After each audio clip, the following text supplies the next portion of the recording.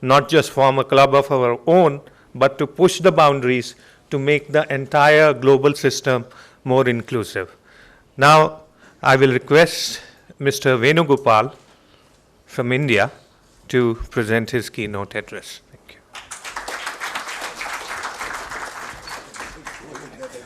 you.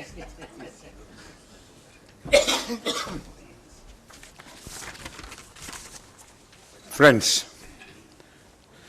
I am amazed to see a hall full of very, very enthusiastic delegates, because one would not normally expect this sort of a crowd on a Sunday morning.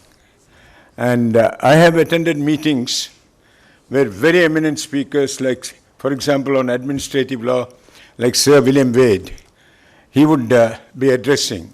And he is a giant of a person known all over the world. But you will find 20 or 25 persons in the audience. Therefore, I can say that this is very heartwarming, and we are so happy about it.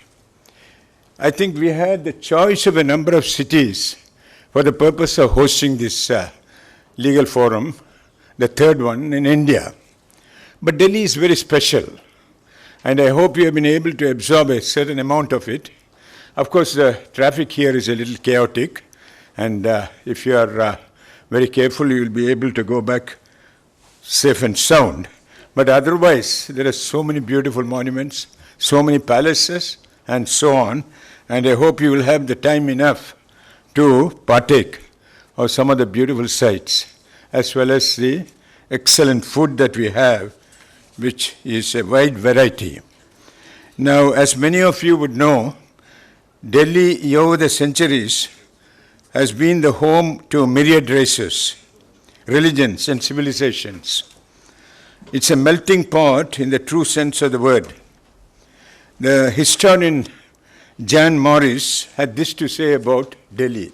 He says, it rose to the greatness not because holy men saw visions there, but because it commended the strategic routes from the northwest.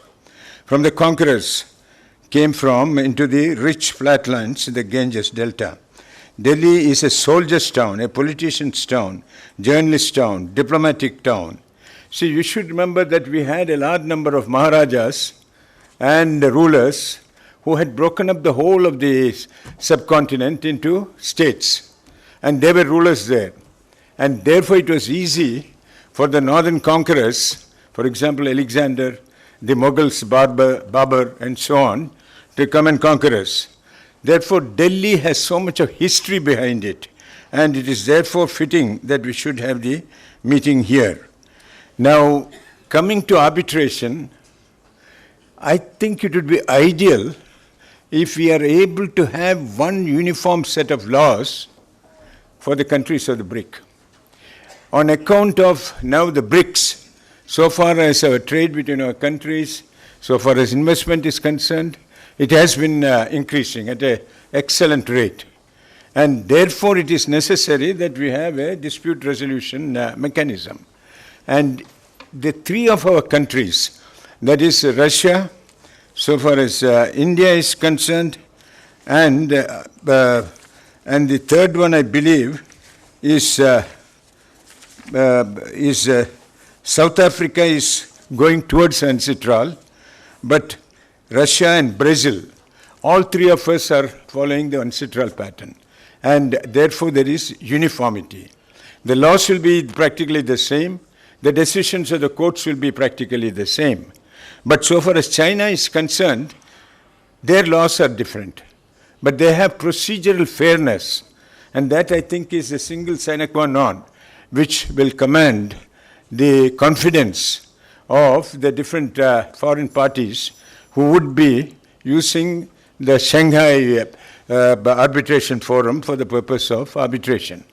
Therefore, let us hope that so far as China is also concerned, we will all fall in line, because the Law Commission of South Africa has recommended that South Africa should also fall into line. Now let us assume we have a law which each of us can understand. each of us would be able to implement. But then there has to be infrastructure. There has to be uniformity. There has to be institutionalization. For example, in India today, unfortunately, we are having to a very large extent what is called ad hoc arbitration, which means that the parties agree on to arbitrate. The parties agree that each one will appoint an arbitrator of their own, and the two arbitrators will together appoint a presiding arbitrator. And the three of them will sit together and decide. And the decision will be subject to a review by the courts. That is something which is common under the UNCITRAL. Now, so far as this ad hoc arbitration is concerned, what are the rules of arbitration? And if you ask me that question, the answer is there are no rules. What are the fees to be charged? There is no rules governing fees. There are no rates which are set out. Therefore, the arbitrators would set down their own fees. And that would sometimes be very, very high, and the parties would find it very difficult. Now, one party agrees. The other party finds that it is exorbitant. But he is afraid of saying, no, I am not prepared for this fee. Why? Because he is afraid of prejudicing the arbitrators.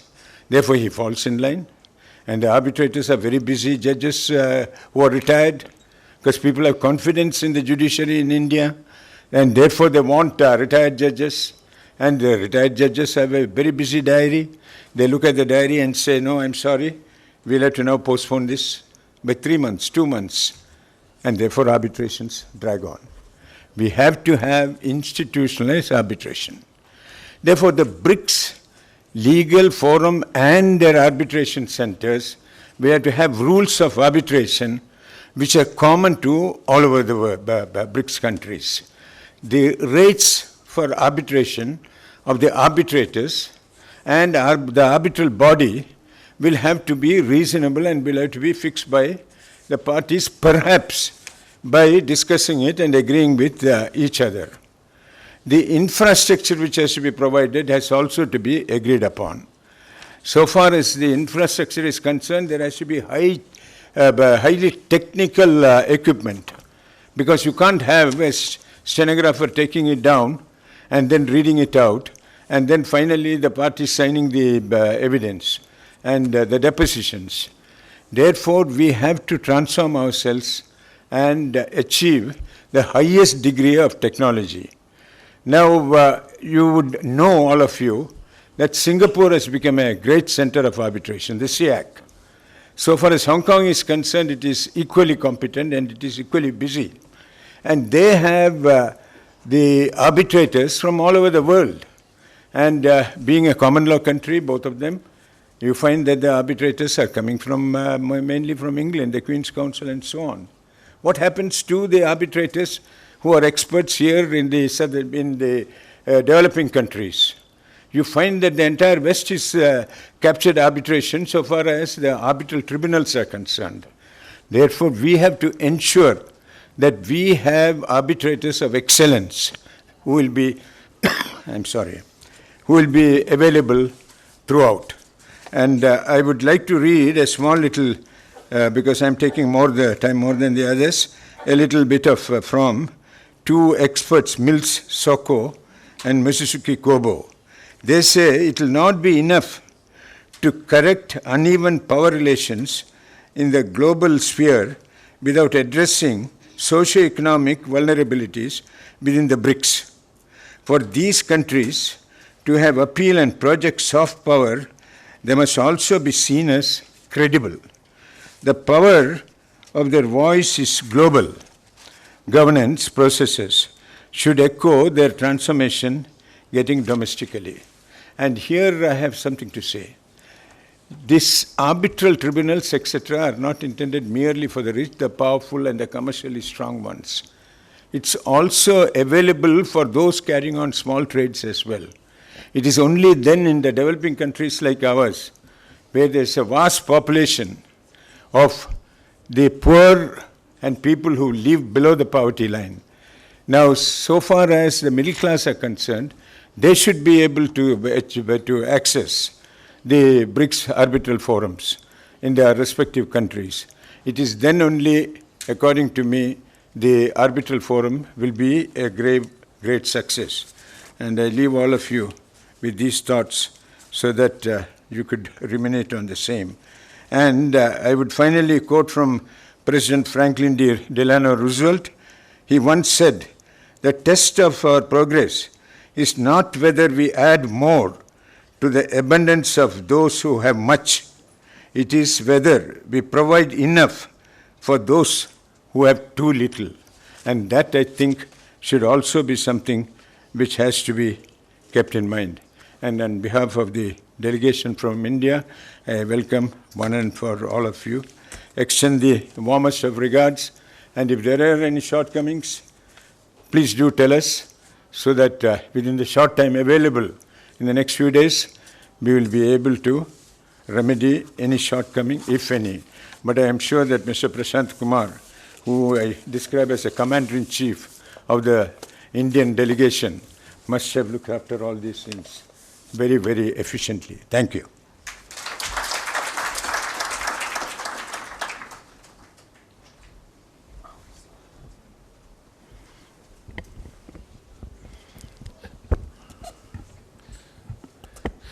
Thank you, Mr. Venugopal. You are the actual Commander-in-Chief. I am a mere delegate. And see, two things which Mr. Klishin and Mr. Venugopal both have emphasized, though they have put it across differently, is this whole concept of international structures, one that we have to do capacity building to create excellence within BRICS. And secondly, the kind of apartheid which in practice takes place when we go for so-called neutral arbitration, but it is dominated everywhere by only the same and similar set of arbitrators.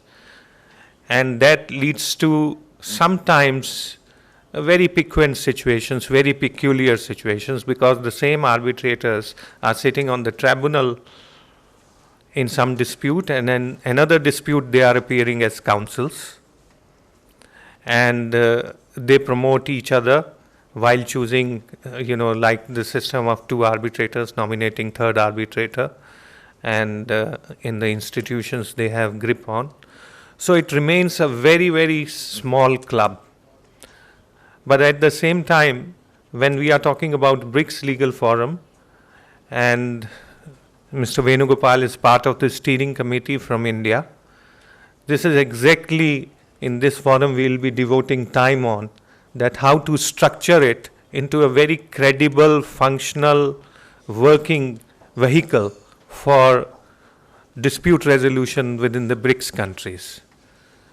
And the other side is that it is not only that this exclusivity is just harming the developing world. Brexit, which Mr. Klishin mentioned, has another aspect. It shows that there is a deep distrust even amongst the developed world of the kind of actual power play which takes place after the so-called popular elections. Because it is just a few cliques in the name of democracy which continue to govern, whether one side of political spectrum comes into power or the other. And the general population, especially the ones who are aspirational, who do not have all the resources which everybody else has, they are all suffering within these countries as well. That's why there is a tremendous political churn going on, and Brexit is one of the symptoms of it. And it is going to catch on, because the discontent in the populations is growing. And BRICS has huge population blocks. That's why it will be in our interest that through building with a very conscious effort, inclusive systems, we are able to arrest the same kind of systems emerging in our own countries. So with this, I will now request China, Mr. Jiping, to come and give his keynote address. Thank you.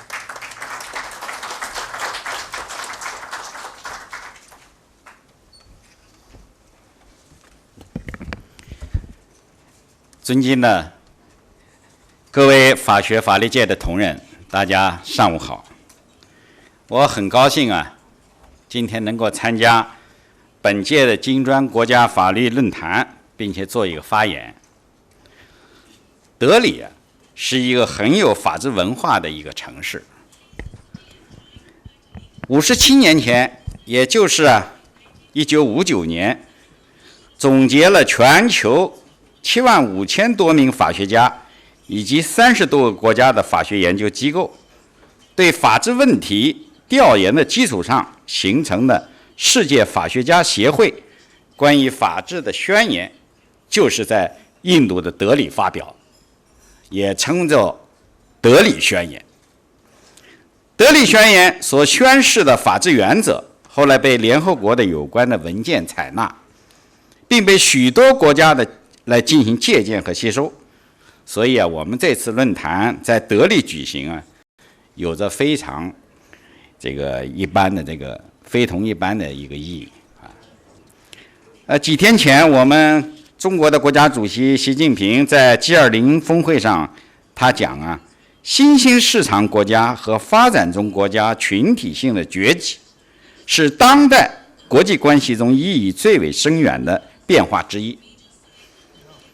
金砖国家合作机制的诞生和发展，正是新兴市场国家和发展中国家群体性崛起的一个重大的标志。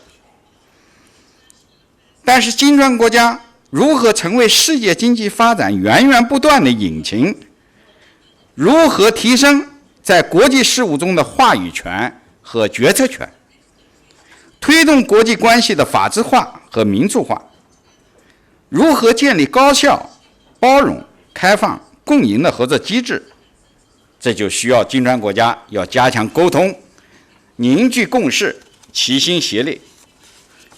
其中如何用法治来凝聚金砖国家的合作共识，用法治来巩固金砖国家的合作基础，用法治为金砖国家合作机制下的重大举措保驾护航，用法治预防化解合作中的风险和争议，尤其需要我们金砖国家法律界来共同思考。那么借这个机会呢，我想谈那么以下几个想法。第一要以法治互信来促进政治的互信。政治互信是国际经济、政治、军事、文化等方面合作的一个基础。如果政治上互相不尊重、不信任，不同国家之间就很难建立长期的稳定的合作机制。即便建立了所谓的合作机制，事实上也是很难真正的开展持续有效的合作。我们可以看到，在政治自信的背后，都有良好的法治状态和信用体系来作为支撑。中国在1982年，我们对1954年的宪法做了修订，那个是在改革开放以后。那么强调了改革开放要进入法治的轨道。为此，我们制定了大量的法律和行政法规。到了2010年，形成了由240多部法律、700多部行政法规、9700多部地方法规构成的中国特色社会主义的法律体系。由此可以看到，中国经济快速发展的30多年的历史，不仅是一部改革开放的历史，也是中国共产党和中国政府厉行法治，开创并不断推进中国特色社会主义法治体系的历史。印度、俄罗斯、南非、巴西也都在建设具有自己特色和优势的法治体系。金砖5国对法治的重视，为我们之间的合作机制的法治化提供了政治基础，而合作机制的法治化也必将进一步增强我们之间的政治互信。第二呢，我想以法治共识来凝聚合作共识。要合作，也必须促销以消除分歧。金砖5国地处不同的地区，情况千差万别，不一样。对很多事情的理解也往往也并不一致，所以存在一定的误解也是在所难免的。这些都会不同程度地影响合作机制的实施和推进。在这种情况下，就要把法治作为合作各方价值理念的最大的公约数，用法治方式弥合分歧，用法治方式设定权利和义务，用法治方式预防和解决纠纷。依法治理是最可靠、最稳定的治理，法治是最安全、最值得信任，也是最容易被人所接收的治理方式。在我们中国有一句俗话叫亲兄弟明算账，什么意思呢？就是说